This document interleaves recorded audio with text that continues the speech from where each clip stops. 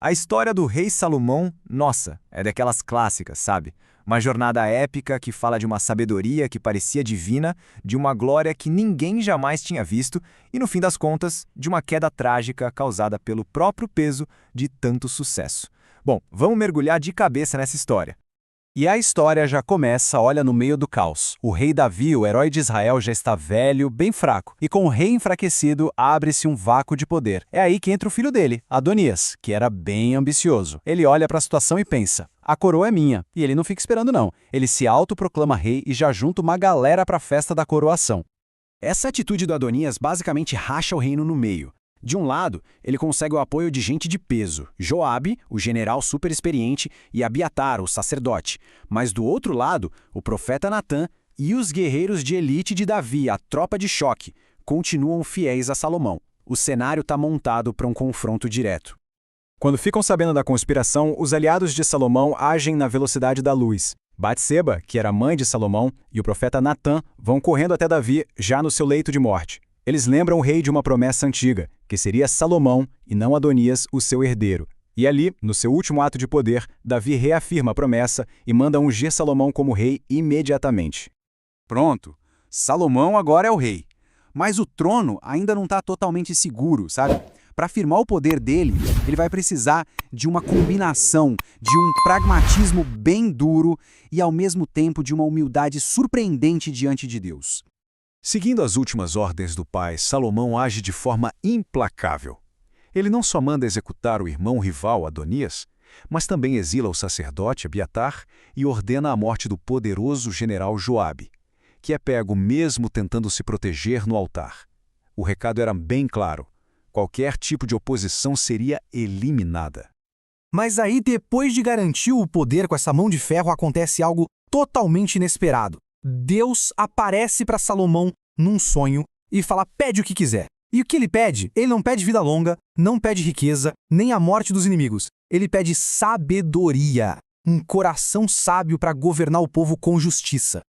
E esse pedido, tão humilde, agrada tanto a Deus que ele dá a Salomão tudo aquilo que ele nem sequer pediu.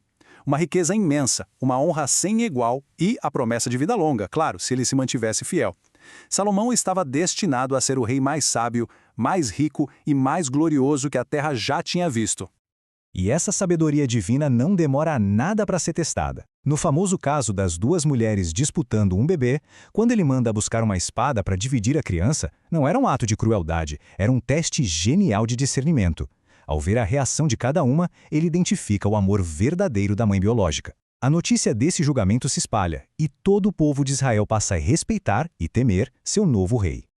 Com o trono seguro e essa sabedoria toda, Salomão dá início a uma verdadeira era de ouro, um tempo de paz e uma prosperidade tão grande, com construções monumentais e uma riqueza que era, bem, quase inacreditável. A primeira grande obra dele foi realizar o maior sonho do pai: construir uma casa permanente para Deus na terra, o Templo de Jerusalém. Uma construção magnífica que se tornou a joia da coroa do reino. Foi um projeto colossal que levou 7 anos para ficar pronto. E se o templo já era grandioso, o palácio que Salomão construiu para si mesmo era ainda mais. Uma obra de arte que levou 13 anos para ser finalizada, quase o dobro do tempo do templo. Isso já é um sinal da escala da visão dele, mas talvez também um sinal de uma autoconfiança que só crescia. Só que toda essa glória tinha um custo humano altíssimo. Essas mega construções foram feitas com o suor de uma força de trabalho gigantesca, que incluía mais de 150 mil trabalhadores forçados. Para o povo, era um fardo pesado demais, e essa sementinha de ressentimento começou a crescer ali, quietinha, por baixo de todo aquele ouro. O reino de Israel nunca esteve tão seguro e próspero. Havia paz em todas as fronteiras.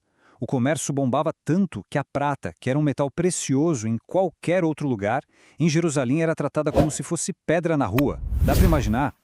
A dimensão dessa riqueza era algo difícil de entender. Todo ano, chegavam aos cofres do rei 666 talentos de ouro, uma quantia astronômica para a época. Isso era só o imposto principal, sem contar o que vinha das rotas de comércio e dos tributos de outros reinos.